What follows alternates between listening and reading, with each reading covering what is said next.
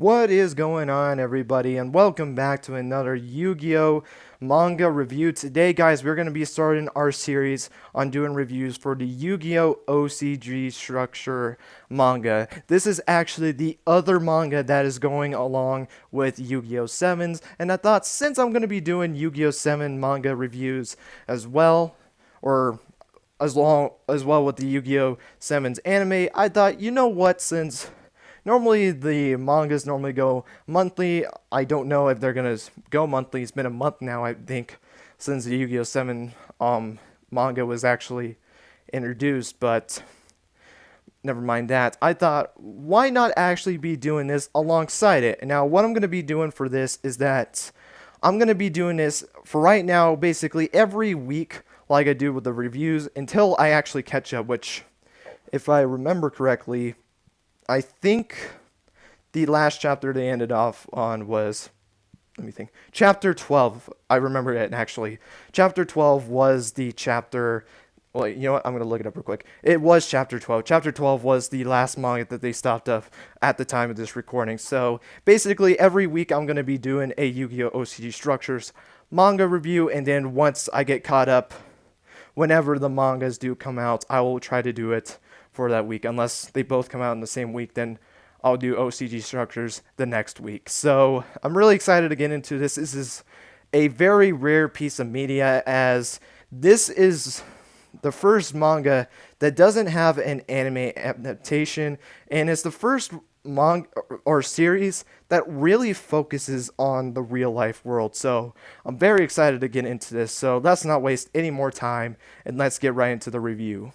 So, what was my thoughts on the first chapter of the Yu-Gi-Oh! OCG Structures manga? I actually did like this chapter. I thought it was a really good start to this chapter, getting introduced to the characters and kind of how this manga I feel like is going to work. So, let's get into it. So, we start off this chapter by getting introduced to Shoma's sister, actually. I can't remember her name. I will say, though, she has a really cool design. I really do like her design. I kind of wish that she actually appeared in the anime. I think it would be really cool. I think she's one of my favorite design girls from the Yu-Gi-Oh! Series. I think she just has such an awesome design. This is Shoma's sister, as we do learn a little later on. You know what? I'll save that. I'm starting to get into the habit of wanting to jump all over the place, but I need to stop doing that. But she goes to see how her brother's doing unpacking, because he actually does move in there. We do learn that, you know what, I'm going to do it anyway since it will make sense. He basically decided to go and live with his sister going into middle school, and since her sister lived in Tokyo, he asked her brother Shoma Yusa, if he wanted to go and live with her, and he accepts. And basically after they get there, he's not done unpacking, and he decides to go to the satellite store to actually go and buy the newest set of packs. Which I will say this, though, I love Shoma's design. I think he has a really cool design. It's really weird, I will say, though, looking at these kind of designs again. It's been a while since I've actually seen a piece of media that actually looks like a Yu-Gi-Oh! Character. I mean, yeah, I'll see like screenshots of like something from GX and Vrains and stuff like that, but like kind of following a story for the first time in this art style, it feels so weird, because I'm now used to the 7's manga and the 7's anime looking so different from each other. So a little bit weird, but you know what, I'm glad. I'm really enjoying the art style again. I really do miss it. I miss Gallop.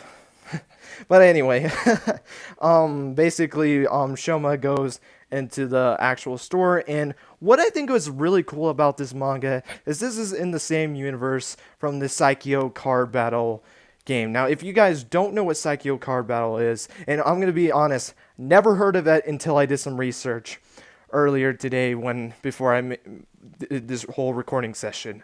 Basically, the Psycho Card Battle game was a game that was released on the 3DS in 2016, Japanese exclusive, so people in the US, well, basically anywhere besides Japan, could not access this game at all. So we never met any of the characters. We do meet one of the characters in this panel. We meet Strong, which was his name, and we absolutely, and I love the like reference that they did with this. It's basically the this staff person that works at the store, and I love how this strong character is calling her Miss Sky, and I think it's kind of funny when she starts when he kind of slaps and say, "I'm not like Miss Sky," you thinking her as tour guy from the underworld, which I really do like that kind of Easter egg. I think there is a Fudo Easter egg from what I saw. I can't remember what panel it was on.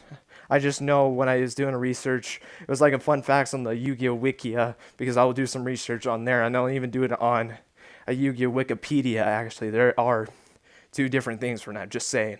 But anyway, Shoma goes into there, and Strong realizes this new kid with the long hair doesn't know what he's doing, and he goes up to them, and he basically wants to they get him to participate in the little tournament that they're going to be doing. So they get him his own ID set up, because he actually never had an ID, as he kind of lived in the boonies, which I feel like I can relate to that. I kind of do live in the boonies. I mean, the closest store for me, like in terms of like a Walmart or something like that, like a Target or something like that, is an hour and 30 minutes away. And no, I'm not joking. It's an hour and 30 minutes away from something. I think, no, actually there is one that's like 30 minutes away. I actually was wrong about that. And there's one that's like 45 minutes away. But the better store is actually is the hour and 30 minutes away one.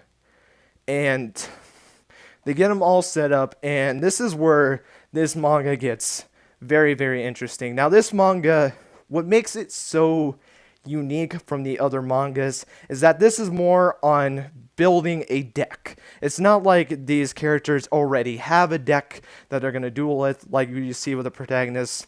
They already have their decks and ready to go. That's not the case with this one. Basically, in the tournament, what ends up happening is that they actually have to open booster backs from Rising Rampage, which, funny enough, is actually a real life booster pack. This was around the time of where Vrains was. In fact, I think at this time, I don't know, let me think, Rising Rampage was out around this. I didn't look up the date with this because obviously I'm far behind on this, and Rising Rampage already was released. In fact, the last pack that was released was Phantom Rage. In fact, I think in the OCG, the next one is Blazing Vortex is the next one. So, yeah, they're kind of ways ahead at this point. But they had to open packs, and basically they had to build their deck with the archetype or the cards that they get from the booster packs. And these kids are struggling. They don't know what to do. And then you have Shoma basically kind of goes into his own inner thoughts in a way, and he's able to actually talk with these monsters, which I think is really cool. It's basically in his mind kind of choosing what cards he wants to go to, because he basically studies the cards so much when he was living out in his own town that he basically is able to kind of like talk to the cards himself, as if he was like in the dual monster spirit world in a way. And he got to choose between 3 decks that he wanted to use. You had, I can't remember the archetype's name, but it was actually the deck that Strong actually used, as Shoma does dual Strong in this panel, or in this chapter. I'm used to calling it an episode, but anyway, it was either that, Marincis, or Tenyi. I believe that's how you pronounce the archetype. And obviously they're not going to go Marincis, because around this time, Aoi Zaizen, or Sky Zaizen in the dub, actually was using Marincis. This was around the time where she actually went into her Blue Maiden persona. So obviously they decided to go with Tenyi, which was an archetype that was never introduced in an anime, which that's what makes OCG Structures so fascinating, because there is a possibility that any archetype from the card game that was never shown in the manga or an anime could potentially get into this. So, say you wanted to see Time Thieves. That's an archetype I just thought off the top of my head. Time Thieves. there is a good possibility that you can see Time Thieves in this. Recently, Zodiac's got some support from I think Phantom Rage did give them some support.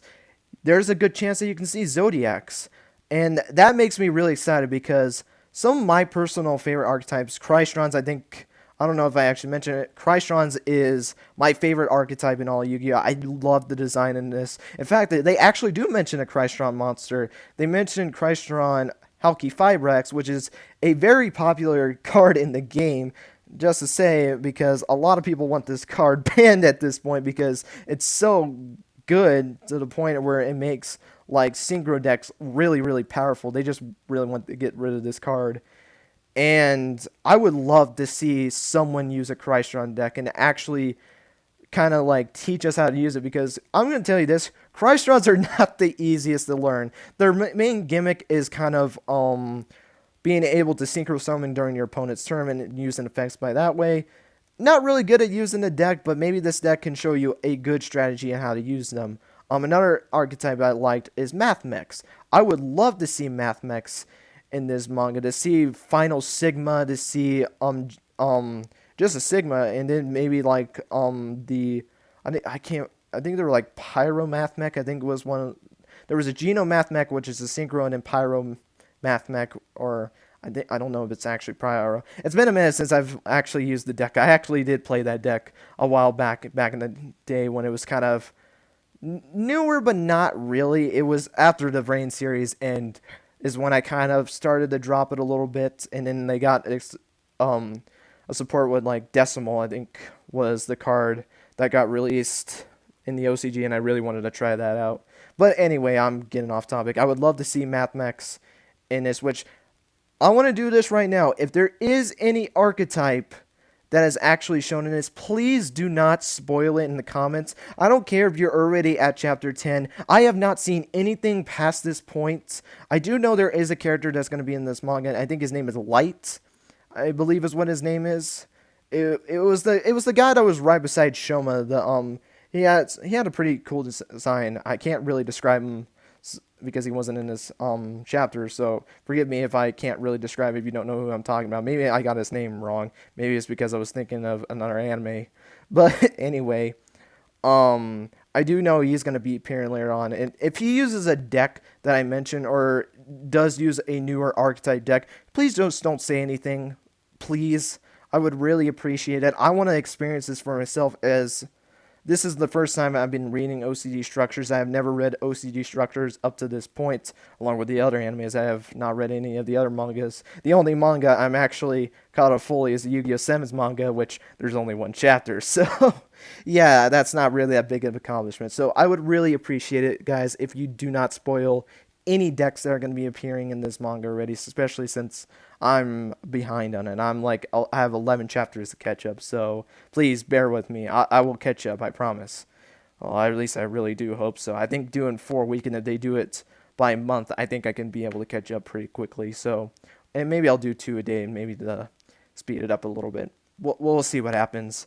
But again, back on topic of the actual manga, he actually gets in contact with the Tenny monsters, the deck that he decided to choose, and basically what they ended up doing is that the monsters actually like talk to each other. The Tenny monsters, the Monk monster, and the I can't remember the other one's name. Like it was like a beast almost in a way.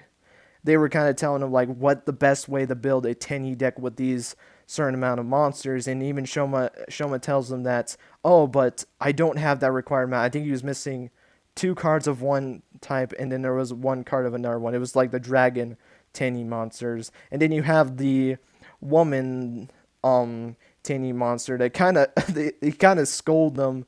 It's like, do you have rocks for brains? And like, I can't remember what the insult was, but I remember laughing when I saw that because that was so funny. Like they made this funny, and I really did like that.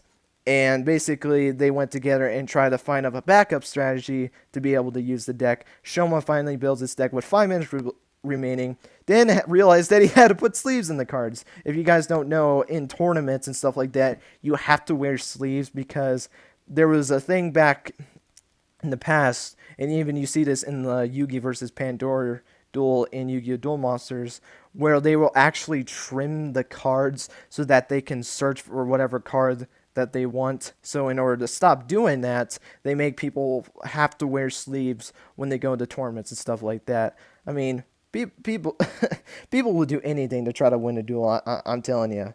But basically, after the whole deck process was completely done, Strong had to go and find an opponent, and he decides to duel Shoma. And that's basically where it goes to this panel.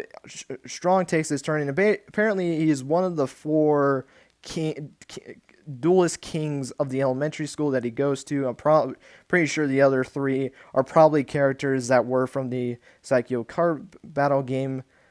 And he basically he chose the other deck. The deck, I think it was like a Strong Goo or something like that. I can't remember the name of the archetype, which he gets a pretty good field out there. It looks like he got a lot of monsters on the field. He activated a field spell. He has no cards in his hand. He ends his turn, and then Shoma goes into his turn. He summons a pretty beefy defense position monster, but uses it to link summon into his link 1 Tinny Monk monster, and he tells him that I'm going to use this Tinny deck to basically beat you, and that's where it goes to the end of the panel. Really did like it. Now I'm going to do something that I'm not going to do for the other manga series, just because this manga is so unique that I feel like it's worth kind of doing this, and that is what my overall thoughts of it so far. Am I going to like this manga or a lot, or like do I like the way they're doing this manga, and do I recommend this manga to people that have been really contemplating if they want to do that, like read this manga? Because some people blame this because of the Yu-Gi-Oh!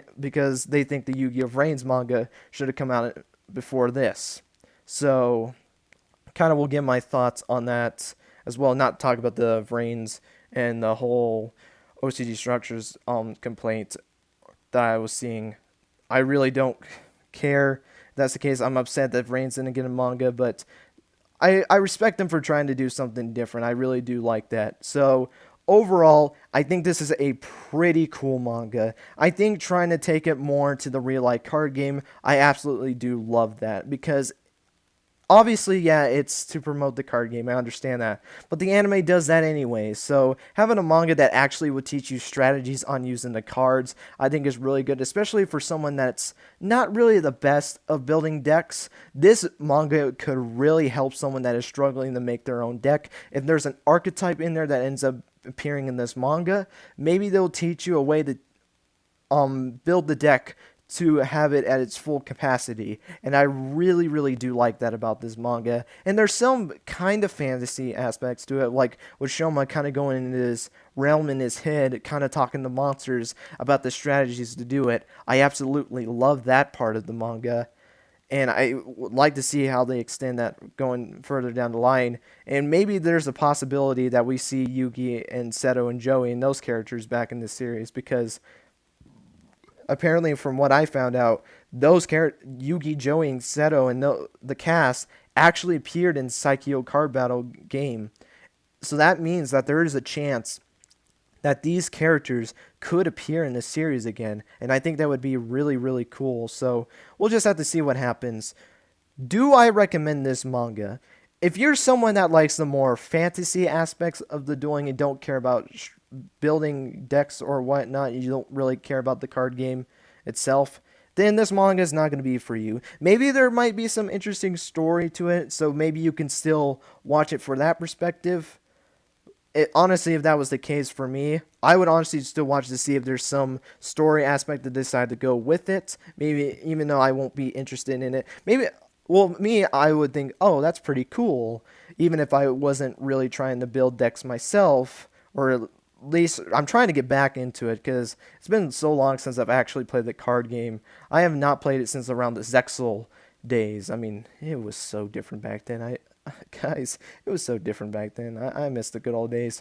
But anyway, I think this is going to be a really cool manga. I do recommend this because of how unique it is. I think this is a manga that if you guys are trying to get into the card game, this is definitely a manga I would recommend, because it teaches you the different ways to build decks. Even if you don't know how to use a deck, maybe this can just get you an idea of different types, because there's some decks that focus more on powering up your monsters, while there's some decks that focus on back row and effects to kind of like either debuff your monsters or basically get rid of them, banish them, whatever the case might be. So this would be a manga to learn these different strategies for the actual card game. So yeah, I would definitely recommend this manga if you guys would really wanted to give it a chance. But that's all in your premise. If you're not into the card game itself, then it's going to be a little bit harder, but again, I would try to go for the more story aspect.